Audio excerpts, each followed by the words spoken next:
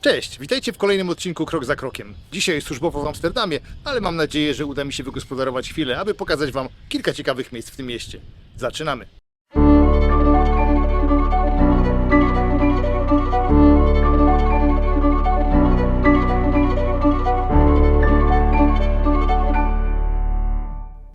Amsterdam od wieków żyje w symbiozie z wodą.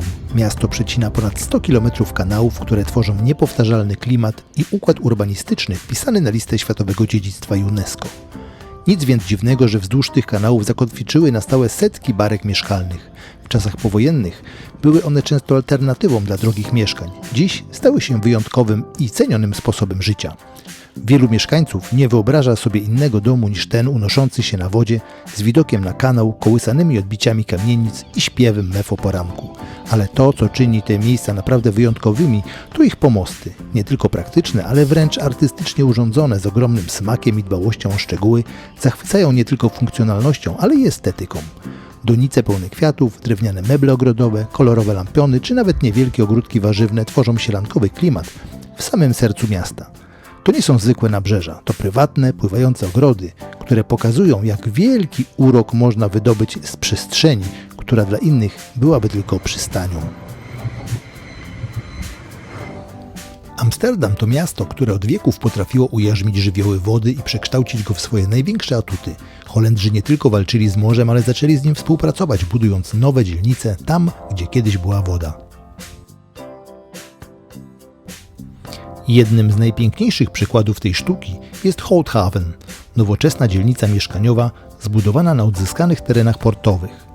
Elegancka architektura, przemyślane przestrzenie publiczne i wszechobecna woda sprawiają, że to miejsce łączy nowoczesność z holenderskim szacunkiem do przyrody i planowania urbanistycznego.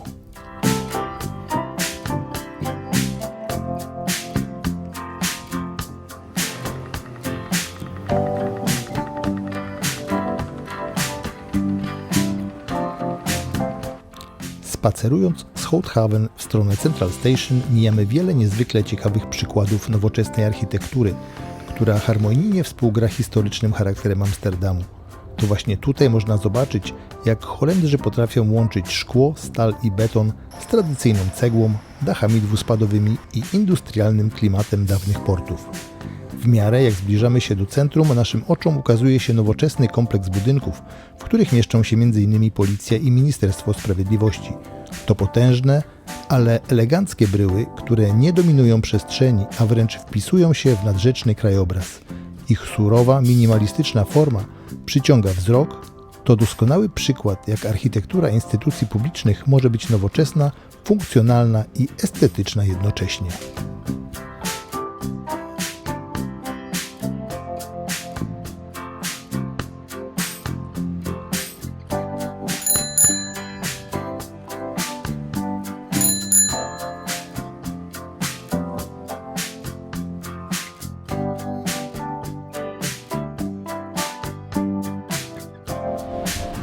Miejsce, od którego najczęściej zaczynamy naszą przygodę w Amsterdamie, jest Central Station, czyli dworzec główny. O i właśnie majaczy on tam przed nami. Jest to ciekawy budynek, bardzo ładny. Amsterdam Central to największy i najważniejszy dworzec kolejowy w Holandii, a zarazem jedna z najczęściej odwiedzanych lokalizacji w całym kraju. Otwarty w 1889 roku, został zaprojektowany przez słynnego architekta Piera Cuypersa, tego samego, który stworzył gmach Rijksmuseum, stąd podobieństwa w stylu neorenesansowym z gotyckimi detalami. Z dworca korzysta codziennie ponad 200 000 osób, zarówno podróżnych, jak i turystów. W ciągu roku obsługuje ponad 70 milionów pasażerów. Amsterdam Central to węzeł łączący Amsterdam z resztą Holandii oraz innymi europejskimi miastami. Z tego miejsca odjeżdżają m.in. pociągi Thalys, Paryż-Bruksela, Eurostar do Londynu i ICE Berlin-Frankfurt. Z Central Station tunelem przechodzimy do miejsca, z którego rozchodzą się wszystkie drogi w Amsterdamie. No i zobaczycie, jak urokliwie jest właśnie tutaj, czyli z drugiej strony dworca. Jako że w Amsterdamie najważniejsze są rowery, jest też wiele miejsc, gdzie można je zaparkować. Dworzec został zbudowany na 3 sztucznych wyspach wspartych na ponad 8600 palach, wbitych w mokre podłoże. To inżynieryjne arcydzieło epoki XIX wieku. Tuż przed głównym wejściem do Amsterdam Central rozciąga się tętniąca życiem przestrzeń nad wodą, która pełni rolę przystani dla łodzi wycieczkowych. To właśnie stąd codziennie wyruszają setki rejsów organizowanych przez firmy takie jak Lovers, Blueboat czy Flagship Amsterdam, zabierając turystów w niezapomnianą podróż po słynnych kanałach miasta.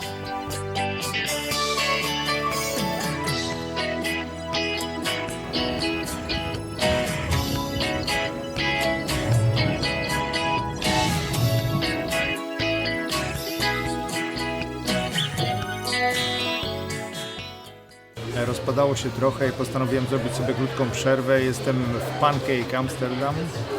No, spróbuję czegoś tradycyjnego, bo jakichś takich miksów to nie za bardzo lubię. No, ale krótka przerwa i ruszam teraz dalej.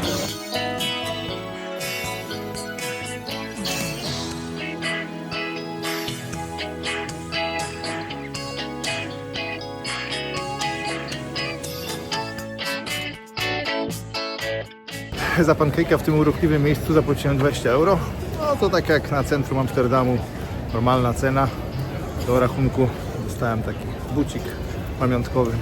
A teraz pójdziemy sobie dalej w kierunku dzielnicy Czerwonych Latarni. Zanurzam się w sieć wąskich, klimatycznych uliczek, gdzie na każdym kroku kuszą małe knajpki, bary i kluby tętniące życiem. Ta część miasta ma swój niepowtarzalny, lekko szalony charakter. Połączenie starego Amsterdamu z nowoczesnym, imprezowym duchem.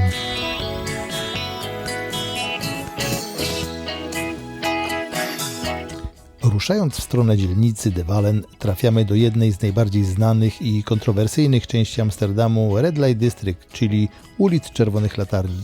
To miejsce, w którym legalna praca seksualna jest częścią lokalnej kultury i systemu prawnego. W witrynach kamienic można zobaczyć pracujące seksworkerki, które wbrew stereotypom często same są przedsiębiorczyniami i działają w ramach bardzo konkretnych regulacji państwowych.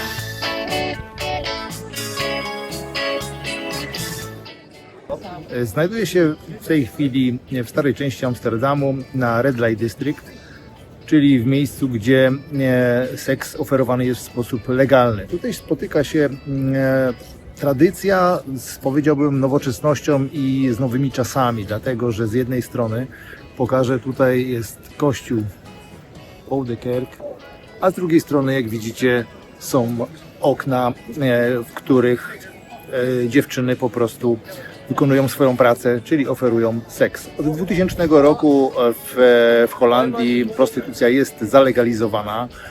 Polega to na tym, że panie, które oferują, nie tylko panie, bo również panowie, osoby transpłciowe, które oferują usługi seksualne, są po prostu zarejestrowane, płacą podatki, są objęte pełną opieką ubezpieczeniową, korzystają z opieki lekarskiej.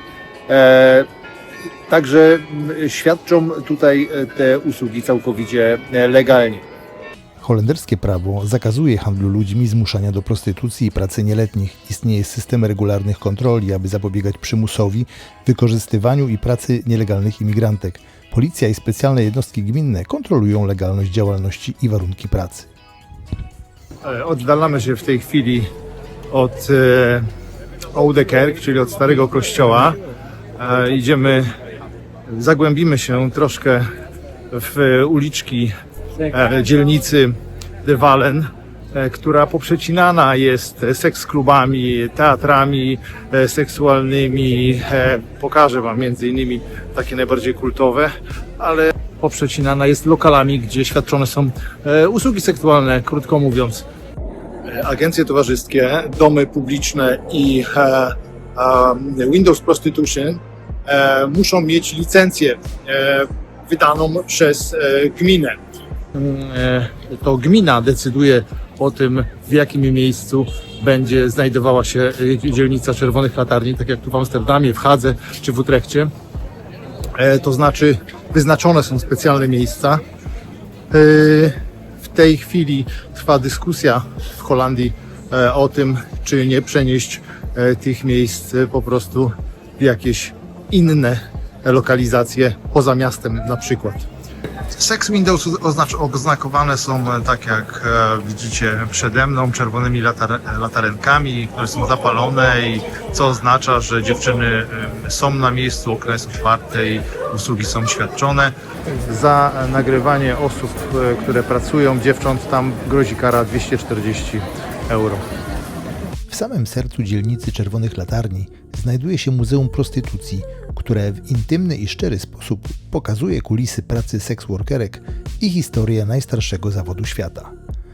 Małgorzata nie byłaby sobą, gdyby podczas naszego ostatniego wyjazdu do Amsterdamu nie zrobiła sobie pamiątkowego zdjęcia w jego witrynie.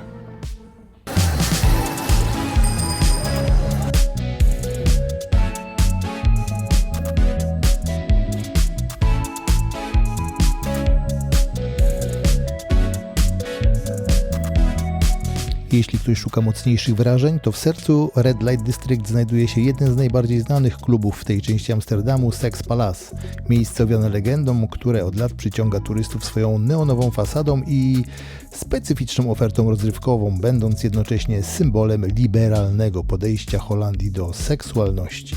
Czy warto odwiedzić? A to już temat na inny film.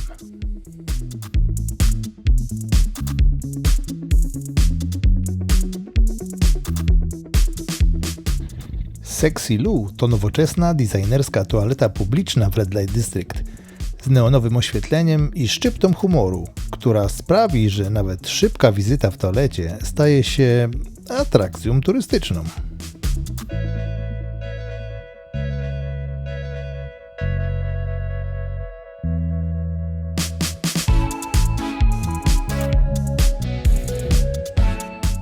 Znajduje się tu też legendarny Casa Rosso Erotic Theater, najstarszy i najbardziej rozpoznawalny teatr erotyczny w Amsterdamie ze swoimi intensywnymi scenami live sex, eleganckim wystrojem i charakterystycznym neonowym różowym słoniem na fasadzie.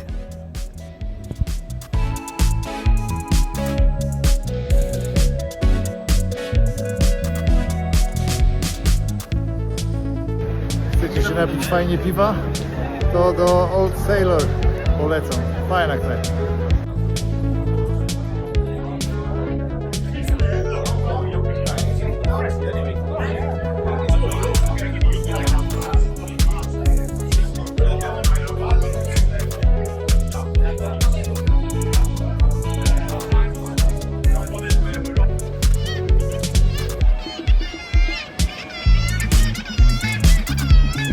Kolejną ciekawostką związaną z Holandią, z Amsterdamem jest oczywiście kwestia narkotyków i coffee shopy. W 1976 roku Holandia wprowadziła zmiany w ustawie i podzieliła narkotyki na miękkie i twarde.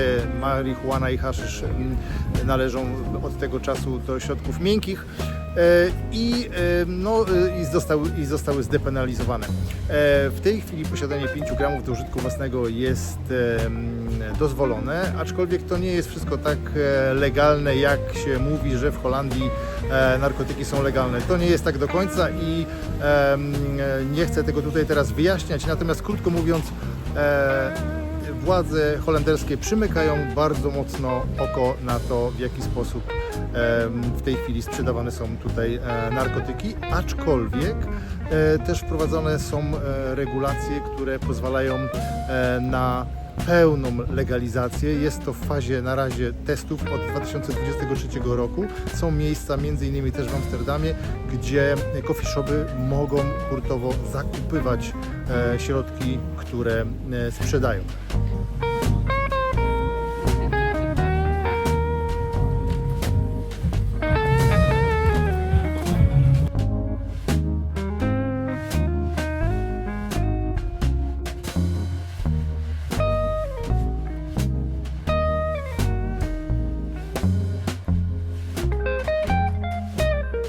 Coffee shopy są na każdym kroku, jeżeli chodzi o tutaj De Wallen, i najstarszym z nich są coffee shopy pod marką The Bulldog, które powstały w 1976 roku.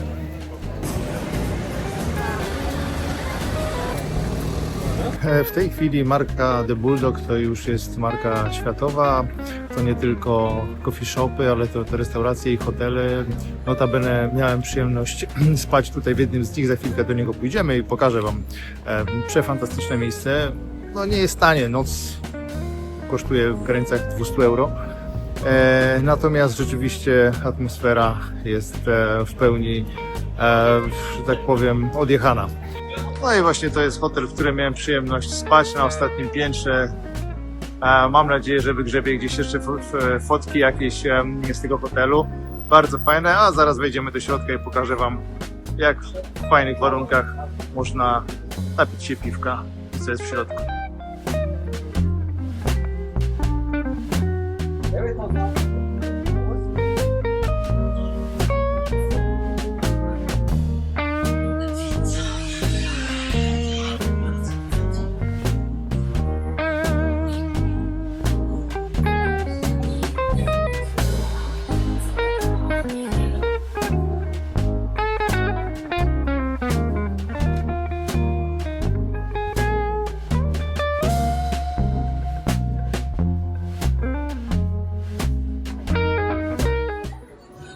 Knajpa, w której jestem, to nie tylko bar, ale to również coffee shop. Nie wolno tutaj palić papierosów, ale za to można palić zakupione tu, obok, zaraz w coffee shopie, zakupioną marihuanę.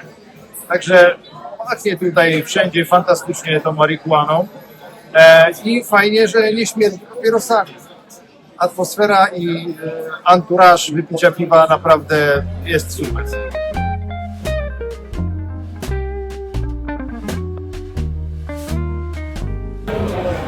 Lobby hotelu The Bulldog jest w ogóle bardzo interesujące. No jak widać, rośnie tu przesympatyczna, wielka roślina. A za nią ten klub, w którym właśnie piłem piwo.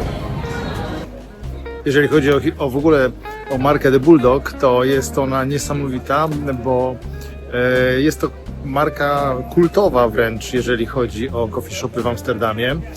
Najbardziej rozpoznawalna, a założycielem był Hank de Vries, który w 1975 roku, zanim jeszcze była jakakolwiek mowa o jakiejkolwiek legalizacji czy formie depenalizacji marihuany w Holandii, założył w piwnicy swojego ojca właśnie pierwszy coffee shop. W tej chwili sieć rozrosła się bardzo i jest popularna no nie tylko w samej Holandii, ale również w Europie. Oprócz The Bulldog można spotkać więcej oczywiście mniej lub bardziej rozpoznawalnych marek coffee shopów. Wśród tych najlepszych są Greenhouse Coffee Shop, Barney's Coffee Shop, Grey Area czy Coffee Shop Abraxas. Działają też tak zwane smart shopy, czyli legalne sklepy oferujące m.in. magiczne trufle, zioła, naturalne psychodeliki i akcesoria do tripów, które w przeciwieństwie do klasycznych grzybów halucynogennych są zgodne z holenderskim prawem.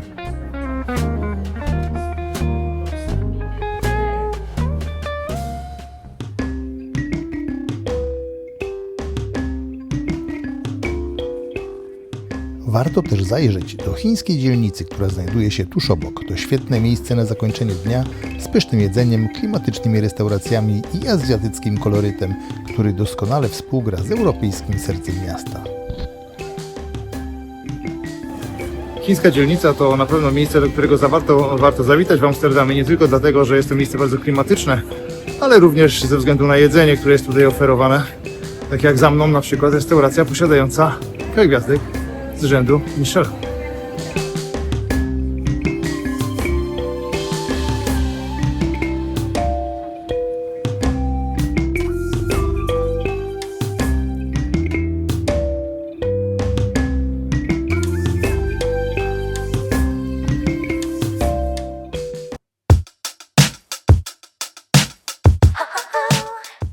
No i czas wracać. Ostatni rzut oka na przepiękne amsterdamskie kanały, wąskie uliczki, rowerowe konstrukcje oraz zniewalającą architekturę.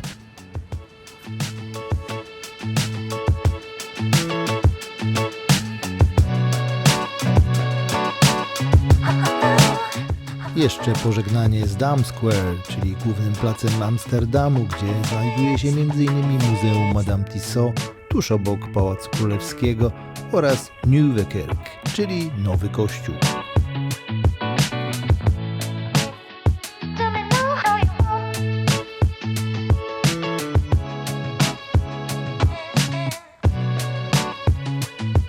W Amsterdamie jest wiele fantastycznych miejsc, do których moglibyśmy Was zabrać, jak m.in. Muzeum Van Gogha, które podziwialiśmy z Małgorzatą, ale z pewnością będzie ku temu jeszcze okazja. I to tyle z dzisiejszej mojej wycieczki po Amsterdamie. Krótkiej, bo krótkiej, ale zawsze kilka informacji. Jeżeli Wam się spodobało, to subskrybujcie, dajcie łapkę, dzwoneczek. No i pamiętajcie, co czwartek nowy odcinek. Trzymajcie się, pozdrawiam, cześć.